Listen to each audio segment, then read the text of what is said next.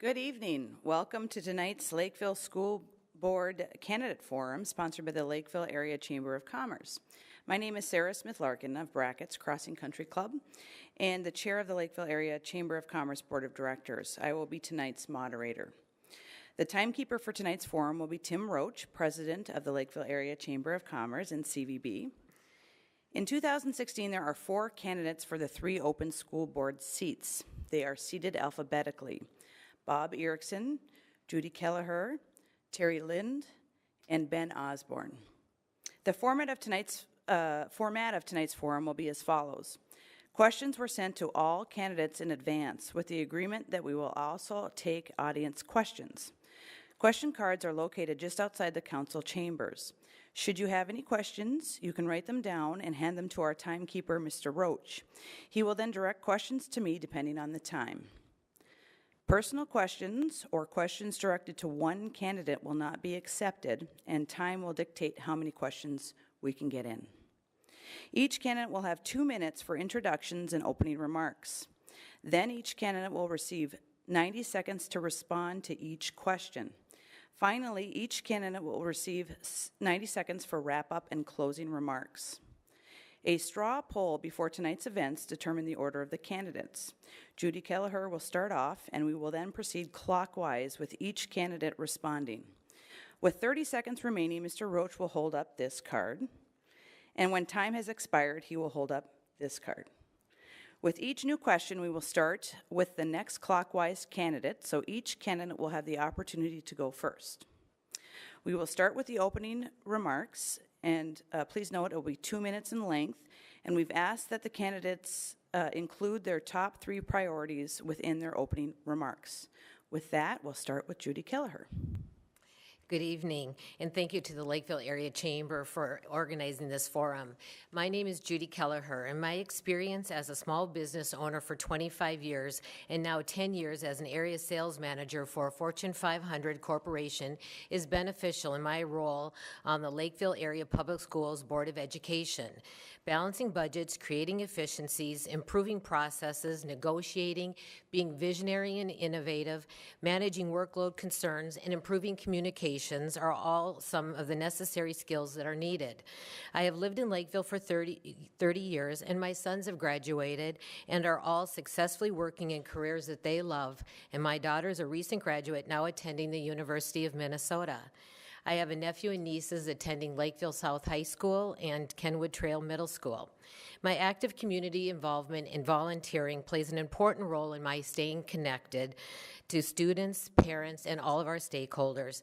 Mentoring students, visiting schools and programs, attending community events and co-curricular activities, helping establish Ready, Set, Achieve, raising dollars to fund student scholarships, and participating in student leadership programs through Lakeville Rotary, initiating partnerships with Elko New Market and Lakeville community leaders, attending PTO and district-led community forums, and advocating at the state level for legislative change are all some of the ways that I stay connected to be able to advocate for you. My priorities are quality education for students with increased academic achievements, improving learning experiences, critical thinking and problem solving, and having a high quality staff. Second is parent and community engagement, because continuous learning is a collaborative effort among the student, family, school, and community. And third is fiscal accountability, stabilizing our budget with cost containment, improving operational efficiencies with strong fiscal management and accountability to the taxpayers of our school community. Thank you. Moving on to Mr. Lind. There are many great things that are happening in our district today. We have ended a 10-year period of budget reductions, added new innovative programs to better meet student needs, reduced class size, and restored a number of programs previously cut. However, I feel that more needs to be done. My priorities are: 1, student success. Student achievement as measured by the MCAs has had a gradual but steady decline since 2012. This really concerns me. Our district is no longer rated in the top 10% of Minnesota school districts. Teachers are the experts in education, and I would like to see them more empowered in the development of successful learning strategies that would meet the needs of each of our buildings' unique cultures. Student success also includes emotional and social success. While efforts have expanded in the secondary level, more needs to be done in this area in our elementary schools. 2, middle school programming. In our restoration efforts, little has been done at the middle school level. I feel that major challenges here are finding ways to restore the team concept which effectively met the unique needs of middle school students, bringing back more academic choice, which would include foreign language component, and reducing class size, which is still one of the highest in the metro area. Again, these improvements are needed to more effectively meet the needs of middle schoolers. 3, more community involvement. I would like to expand community involvement, especially with groups that are historically have not had much ownership in our schools. Tapping groups such as empty nesters, young adults, and the retired community would be of great benefit, both to the school district and to the members of those groups. I would like to see a task force formed that would look at ways that this could be accomplished. So in summary, my 3 priorities are student success, middle school programming, and more community involvement. Thank you. Thank you. Mr. Osborn? Good evening. Thank you to the Lakeville Chamber of Commerce for hosting this evening's candidate forum. I am Ben Osborn. My wife Suzanne and I have lived in Lakeville for the past 15 years. We have 2 children enrolled in Lakeville Public Schools. Matthew is a 6th grader at McGuire Middle School. Lauren is a 4th grader at Lakeview Elementary. I am a CPA with 20 years of experience in accounting, finance, budgeting, auditing, and internal control work, enough experience to manage the $165 million school district budget. My employer, the Churchill Companies, is a privately held private equity company located in downtown Minneapolis. My employer does not do business with Lakeville Public Schools, ensuring that there is 0 conflict of interest. Over the years, I have been regularly attending or viewing the school board meetings and their work sessions. During this time period, it has become very clear that a parent's voice is missing and the best interest of our students, while respecting our fiscal responsibility to the community, is not always at the forefront. Our school board must be held to the highest level of business ethics. We must continue to address class sizes at all grade levels. We must eliminate the bus fee that time and time again the current board fails to eliminate. We must allow teachers to teach to their strengths, and we must remain fiscally responsible to the community. The district budget has increased 22% in the past 4 years. We must remember that 50% of our community no longer has children in the district, and we have a very healthy business community that we must respect and work together with. If I am elected on November 8th, I will be the only school board member with children enrolled in our district. Thank you. Thank you. Mr. Erickson? Good evening. I'm Bob Erickson, a current member of the Lakeville Area Public Schools Board of Education. It's been my privilege to serve the needs of our nearly 11,000 students and the interests of our 1,300 professional educators and staff. I'm a past recipient of the Friends of Education Award for Civic Leadership. My wife Shelley and I have been residents of the Lakeville community for the past 27 years. Our daughters, Jenna and Krista, are graduates of Lakeville High School. Jenna's an educator and parent of our 3 granddaughters. Krista serves as a school resource officer in the Rosamond Apple Valley Eagan District. During the past 4 years, I've served as the board treasurer, which aligns with my service on the district's audit committee, chair of the personnel committee, and board liaison to the finance advisory committee. I also represent ISD 194 on the 8-member district intermediate school district 917, which serves the needs of our special needs students. I also serve as the vice chair for that school district. Additional district-related activities included the Association of Metropolitan School District Board, past chair of the Dakota County Technical College Foundation, and also have found great rewards in my community service as president of the Friends of the Lakeville Area Arts Center, Citizens Bank Lakeville Board, and as a past president of Panaprog. As I seek re-election to the Board of Education, I'll continue my commitment to the business side of the district while enjoying the co-curricular arts and athletic events. It keeps me young at heart. Thank you. Now we're going to move on to the first question of the evening. Remember, each candidate will have 90 seconds to answer the following question. What would you change or improve in the curriculum to better equip students with the skills needed in today's workforce? We are going to start with Mr. Lind. Thank you. I don't really think we need to change the curriculum, but instead change the way the curriculum is delivered. Skills needed in today's workforce include interpersonal skills, working as a team, ability to acquire, interpret, and evaluate data, ability to understand social and organizational systems, and critical thinking and problem solving. This is something we try to accomplish in district initiatives like MinCap, STEM, the Business Academy, and other programs. However, I can think of two ways of curriculum delivery that would provide these workforce skills in the regular classroom. One, inquiry-based learning. This starts by posing questions or problems rather than simply presenting facts. The process involves making observations, doing research, collecting data, interpreting data, and creating predictions. Students learn the critical thinking and problem-solving skills they need for today in today's workforce. Two, project-based learning is another teaching strategy that can be used in the regular classroom. It's a method in which students actively explore real-world problems and challenges to acquire a deeper knowledge. Students learn about subject by working for an extended period of time investigating and responding to a complex challenge or problem. Many times, students work as a team, which helps develop the interpersonal skills they need for future employment. So in summary, inquiry-based learning and project-based learning are two ways to teach workforce skills in the regular classroom. Thank you. Mr. Osborn? Thank you. In this day and age, for students to be future ready and ready for the workforce, students need to be exposed to a diversified group of classes. I personally feel they need to be exposed to a greater amount of communication.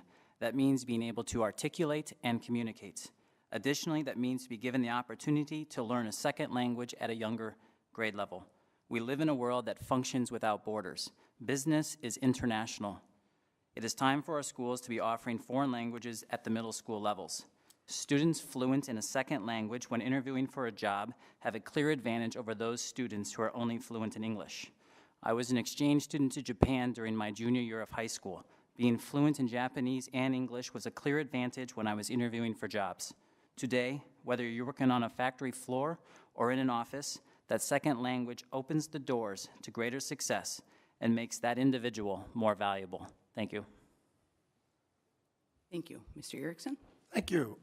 Under the auspices of world-class personalized learning, I would continue to enthusiastically support the following curriculum-based initiatives to ensure students have the skills, including leveraging digital tools needed in today's workforce and jobs that do not yet exist. MinCaps, Advanced Professional Studies Pathways, open to our juniors and seniors, a joint program with Prior Lake Schools with a specific focus at this time on medical and business. A great option for students heading straight into the workforce, a technical college, or a four-year institution.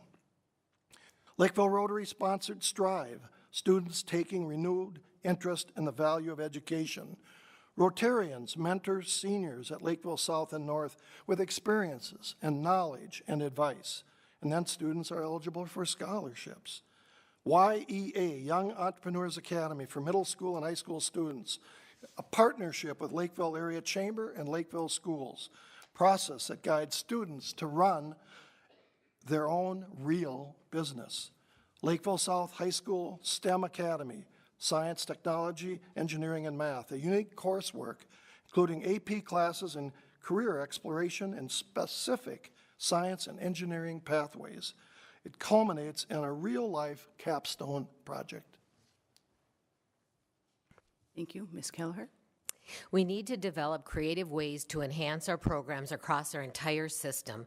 Teacher-led innovations are impactful for our students, and they strengthen our district. Students have different pathways after graduation, and partnering with our businesses, the trades, and higher education is essential for students to learn through real-life experiences and being more engaged students to be future-ready for the competitive workplace and our global economy.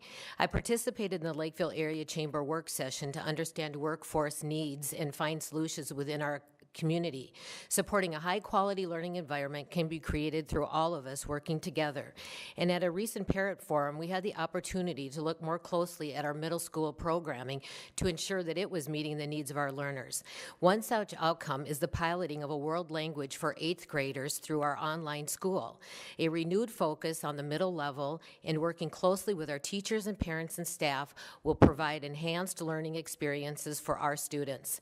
Parents are increasingly seeking options to best serve the educational needs of their child. In the words of a Chinese philosopher, tell me, I'll forget. Show me, I'll remember. Involve me, I'll understand. Supporting innovative programs such as AVID, Ignite, Impact Academy, MinCaps, and Link 12, our Smart Bus provide learning options and environments that maximize student learning. The Chamber realizes this too by championing the YAY program. Innovation will keep our district viable and meaningful for all students. Thank you. With that, we'll move on to question number 2. Remember again, we have 90 seconds to answer the following question. How do you personally define success for the Lakeville School District? What key measures will you use to monitor that success? We start with Ben Osborn. Thank you. Having 2 children enrolled in the schools, success for me is determined by how I feel our students are progressing from an academic and social perspective. Yes, test results are a good gauge as they progress from grade to grade, but are the parents satisfied with their child's progress? Are the parents satisfied with class sizes, class electives? Enrollment figures, re-enrollment figures, graduation rates, and ACT scores are great measures for success. Satisfaction surveys from parents, the community, and satisfaction surveys from students, especially those students that are 2 years removed from their high school graduation, are great measurements to monitor that success of Lakeville Public Schools. Thank you. Thank you. Mr. Erickson? As a member of the Board of Education, I measure academic success in part by the MCA's, Minnesota Comprehensive Assessment, test results, and the Multiple Measurements Rating, commonly referred to as MMR. MMR incorporates 4 measurement scores: proficiency, individual student growth, achievement gap reduction, and graduation, and they're all combined to determine the final MMR. These measurements can yield special recognition by the Minnesota Department of Education. One example of that is the recent designation that Oak Hills Elementary received, and that designation was a reward school, and I want to congratulate them. And Eastview Elementary follows close behind with their measured academic success. Another key measurement for me is a very successful program referred to as AVID, Advancement via Individual Determination. This college-ready program has achieved high acclaim, with 100% of AVID students being accepted into institutions of higher learning for the past 7 years. Several of these students are the very first in their families to attend college. Our 3 middle schools have individually and collectively have outperformed their area middle school counterparts academically. Our high schools are ranked 5th in the statewide graduation rate. Go Cougars and go Panthers. High school graduation is one of my favorite rewards as a Board of Education member. Finally, I measure the success of our district by the significant volunteer contributions by our parents and grandparents at all grade levels. Thank you. Ms. Keliher? Our district strategic plan was developed in partnership with parents, educators, staff, businesses, and community members, and aligns with my definition of success, meeting our district goals by transforming learning and committing to excellence through individualized learning ensuring success for every student. The district is successful if we can expand our opportunities to meet these personalized needs and have our students more engaged in their learnings. We have to develop economically relevant pathways for our students to be career and college ready if we want to be successful. Students need to feel comfortable, safe, and ready to learn, and teachers need to feel secure and able to focus on teaching. Increased parent participation and increased business partnerships, along with increased stakeholder satisfaction, are all important. Analyzing our programs and effectiveness using a method of academic return on investment and other methods to help redirect our valuable resources, and providing higher levels of empowerment and productivity for all of our employees will have increased satisfaction. Success is monitored by data collection such as assessments, enrollment, graduation rates, surveys, and establishing key performance indicators to evaluate and track the success toward our goals. The real success is when our graduates are engaged citizens, become productive, contributing members of society, and reinvest back into the people and the businesses that invested in them. Thank you. Mr. Lind? Defining and measuring success can be difficult. Generally, if each child achieves at his or her maximum potential, that is truly success. I follow the model, minds to inquiry, hearts to compassion, and lives to the service of humanity. To me, the three parts of this model translate into the head, the heart, and the hand of every child. The intellectual lens, the head, is the one that we're accustomed to using, assessing, and discussing. We measure success by the MCAs, ACT, and MAP testing. We also measure by looking at graduation rates and the percentage of graduates that go on to some form of higher education. In regards to the heart, this is much more difficult to measure objectively. How are our students treating each other? Is there respect for each other? Do students care about other students and staff? One way to measure success is through climate surveys in schools, student interviews, and community surveys. In regards to the hands, community service, there are classes in the district that require some form of community service for students. There are also efforts involving business and service organizations working together with schools in the community service projects. One way to measure success would be to see if each year efforts in this area are expanding. Another way would be simply count yearly how many students were involved in a community service project. So in summary, I feel we should measure success in terms of head, heart, and hands. Thank you. We are moving on to question number 3, which comes from the audience now, and Bob Erickson will start us off. Again, 90 seconds to answer the question. Should the school board work sessions be televised or recorded to create better transparency? Absolutely, and I've been on record since the onset of our current program involving study sessions in that regard. There are some logistical challenges that go with that, and those have been discussed at a board level. And it's been determined by the majority of the board at this time to in fact, continue study sessions at the Crystal Lake Education Center, but they are not filmed and ultimately televised. I think there's a disadvantage for the community with regard to that process, and it clearly lacks transparency. Thank you. Ms. Keliher? Yes, we've had several dialogues over the last several years in regards to work sessions being televised. And for me, it goes both ways. For the transparency piece and making sure that our community is engaged and being part of all the discussions, I think it's critical that they are televised.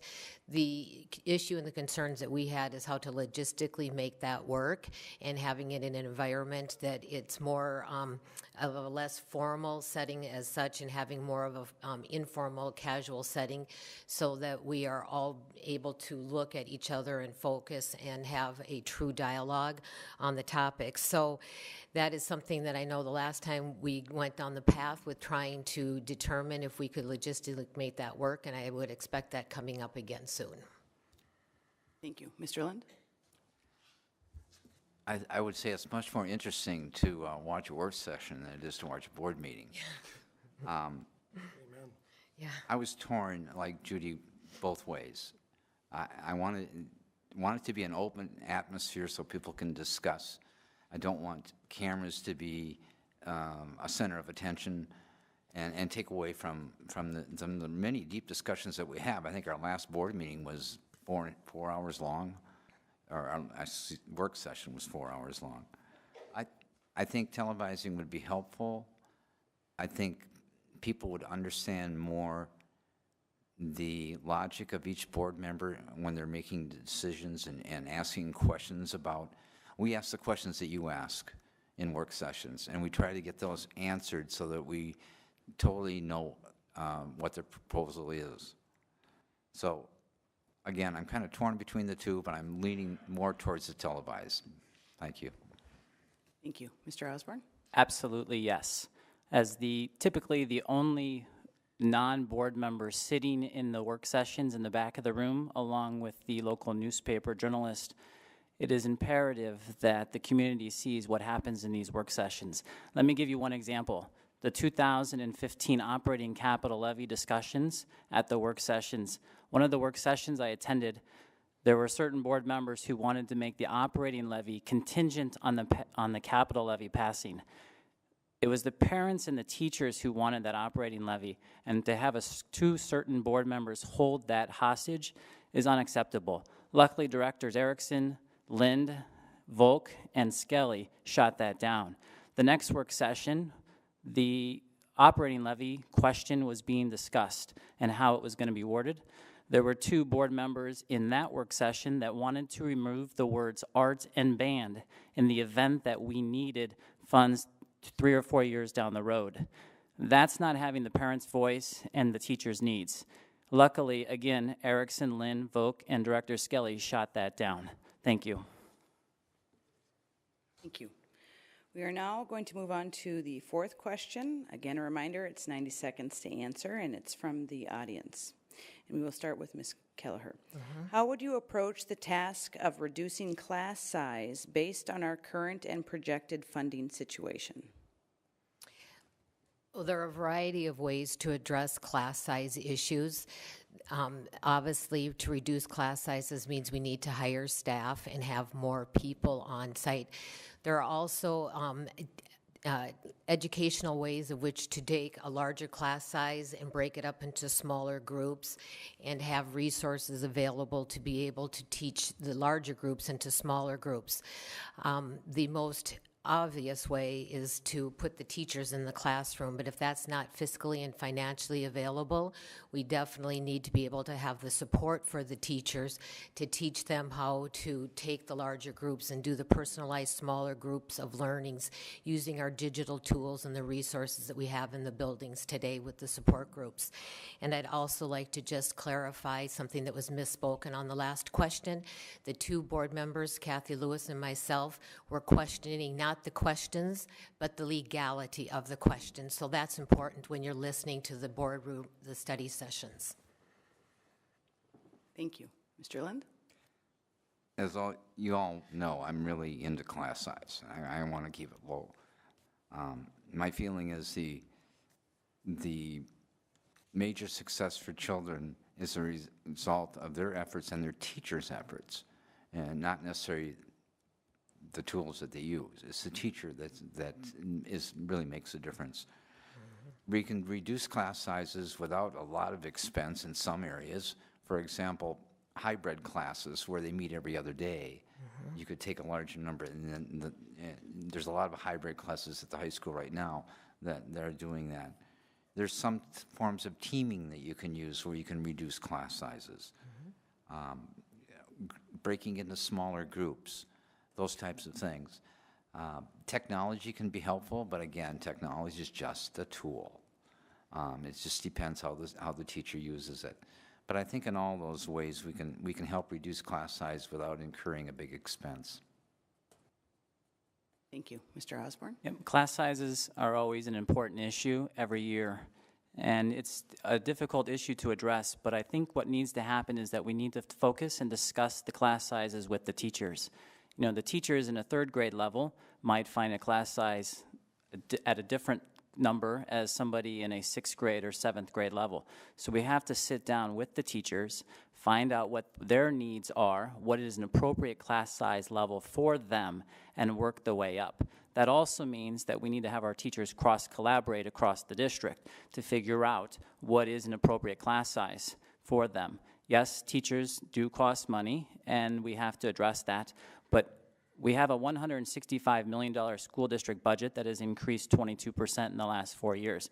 My experience in accounting and finance and sitting down with the finance division of the school district, I think we can find the inefficiencies to be able to allow us to bring on more teachers without having to come back to the community for levy questions year after year after year. Thank you.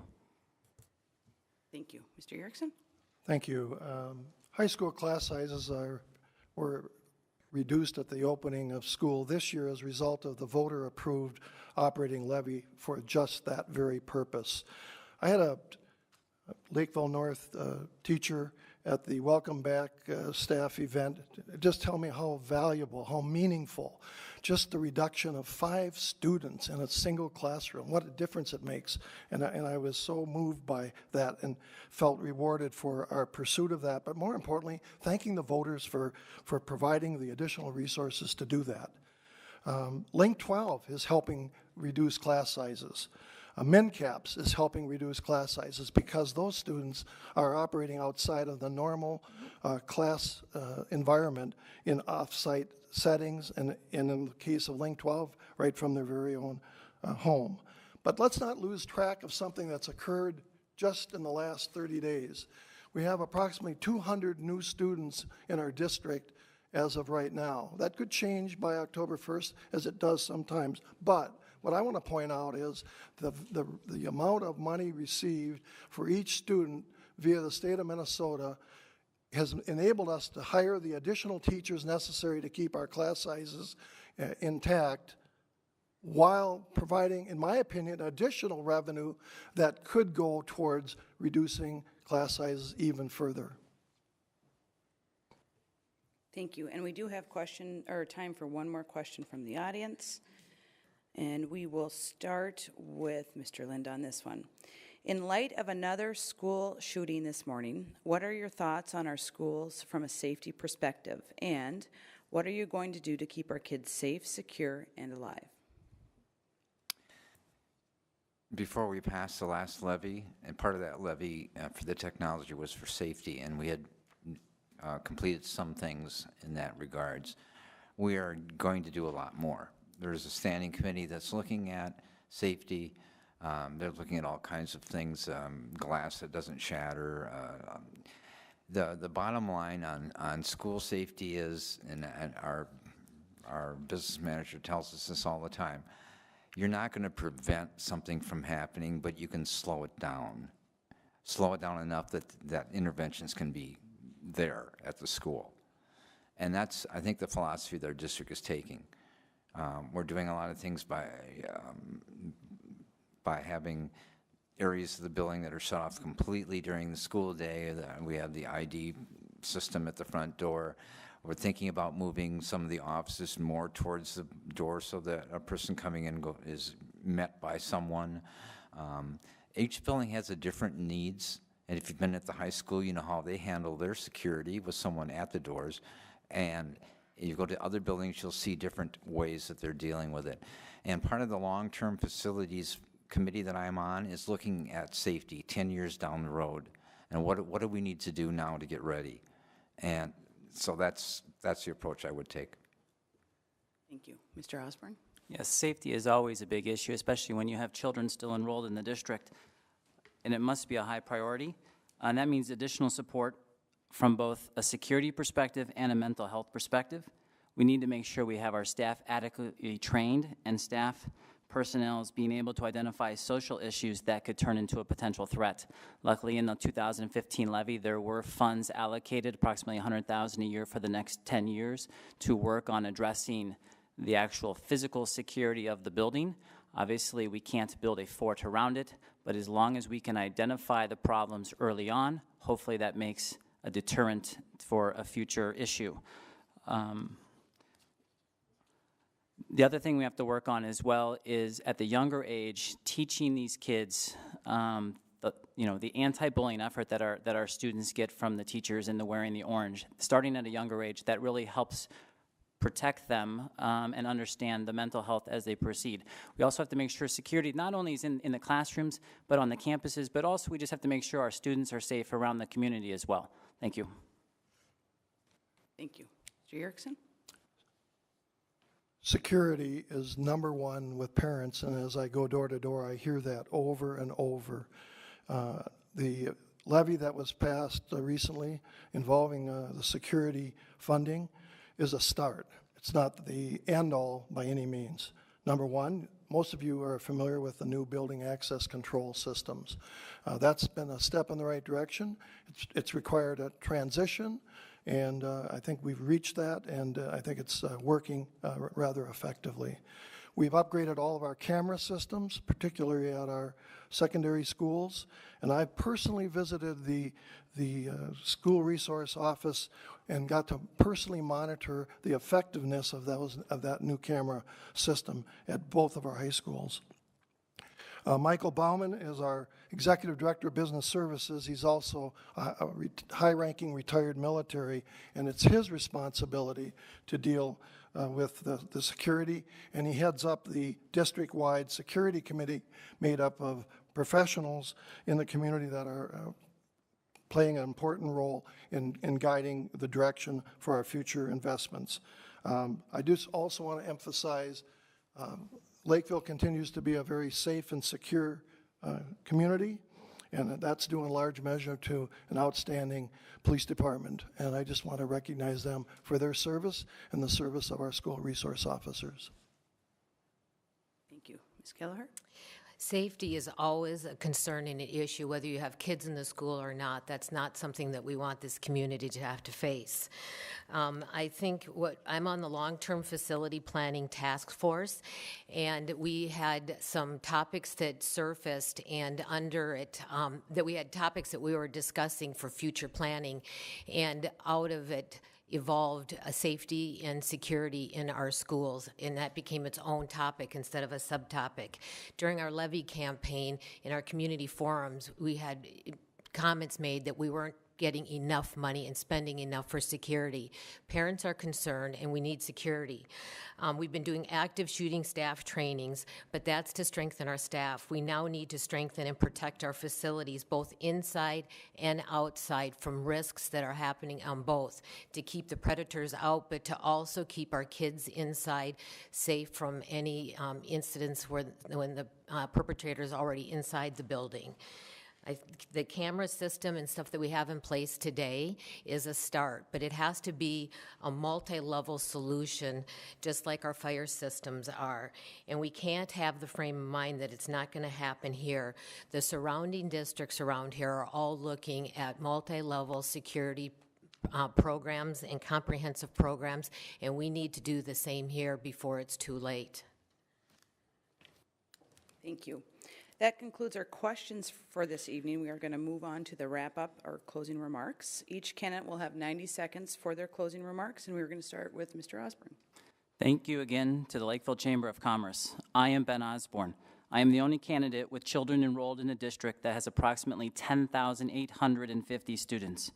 I have 20 years of experience to tackle the tough financial questions that arise in our district. I am in tune with what is going on in our district. Serving on a school board should not be a career. It is time to begin passing this responsibility on to the next generation. I am that next generation. I am here to improve the educational career of all of our students and to make the Lakeville Public School District a great place to work at and a great place to send your children to. We must continue to reduce class sizes, eliminate that bus fee, allow our teachers to teach to their strengths, ensure student safety in the classrooms, on school property, and in the community, and be fiscally responsible to the entire community. If elected on November 8th, I would be the only school board member with children enrolled in the district. Thank you. Thank you, Mr. Osborn. Mr. Erickson. I want to thank Sarah Smith Larkin for moderating this evening's candidate forum. I also want to personally thank the Lakeville Area Chamber of Commerce and the Business Advocacy Committee for hosting tonight's Candidate Forum. Serving the interest of the Lakeville Area Public Schools has been very rewarding for me. I remain committed to transparency, stewardship, and fiscal accountability. I will continue my attention to detail as a board member and board treasurer.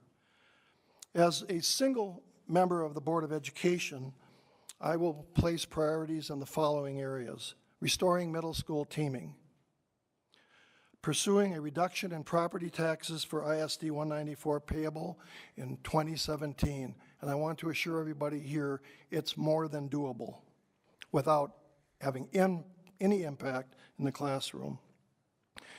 If our surplus land sale is consummated, which will yield $1.5 million, I will recommend the proceeds be deposited in a committed fund or an assigned fund balance account. At this time, I could not support another operational levy in the year of 2017. I know it's been discussed, and many people have asked me about it, and I just want to address that from my vantage point. And finally, I will ensure that the newly adopted 5% fund balance policy is followed carefully. Finally, I just want to pursue honestly and enthusiastically and respectfully a change in the current student transportation fee structure. In closing, I would appreciate the support of the ISD 194 voters for my reelection. Thank you. Thank you, Mr. Erickson. Ms. Keliher? From a community and a business perspective, and as a parent, nothing is more important to me than a solid educational foundation for our students and our community. I will continue to reprioritize our funding to expand opportunities and high-quality programs that meet the individual needs of our students, address the student-teacher ratios, and work to implement financial strategies and efficiencies for stability to maximize our limited and valued resources, and create a positive climate where all our students feel comfortable and safe, and teachers feel safe and secure so learning can be their focus. I am a leader who ignites discussion and works for unity. It is important for me to seek It is important for me to seek participation from parents, educators, and community members in making our significant district decisions. All voices are needed to provide input so the solutions represent all of our stakeholders.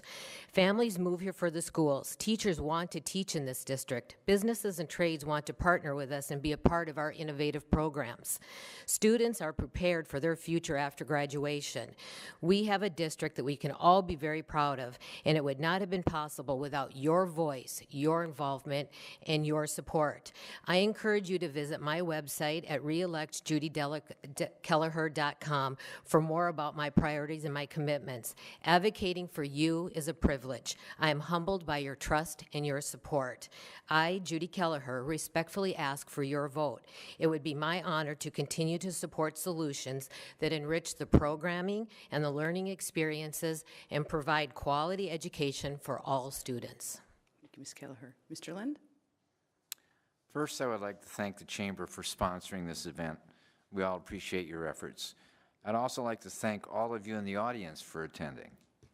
The purpose of this forum is to give you a better understanding of the school board candidates' qualifications and opinions on a variety of issues so that you can make an educated choice at the polls. I would like to close by sharing with you why I think I am the candidate, one of the candidates you should vote for. First, with my hands-on experience as a parent, grandparent, teacher, principal, I feel I offer a unique perspective as a school board member. Being with the Lakeville schools for over 40 years, I can present views on how decisions impact individual schools, parents, children, and staff members directly. Second, we still have much work to do in the areas of bus fees, middle school class size and programming, athletic fees, student achievement, and long-range planning. I feel that my experience can greatly assist with these challenges. Third, I also feel there are stakeholders in the community that have a disconnect with the school system: alumni, parents, senior citizens, and recent graduates. Since I've lived here for 43 years, I feel I have a good knowledge of the needs and desires of the different groups that exist in Lakeville and want to ensure that all have ownership in our schools. As a school district, we continue to face many challenges. I want to continue to help provide ideas that will ensure that an education in the Lakeville area public schools will continue to be second to none. Thank you. Thank you, Mr. Lind. I'd like to thank each and every candidate for attending tonight's school board candidate forum. I'd also like to thank the City of Lakeville and staff for the use of the facility and taping tonight's events. The forum will be rebroadcast on Channel 16 and is also available on the city's website. The Lakeville Area Chamber has not and will not endorse any candidate in any election this year. Good night, and I hope you remember to vote on November 8th. Thank you.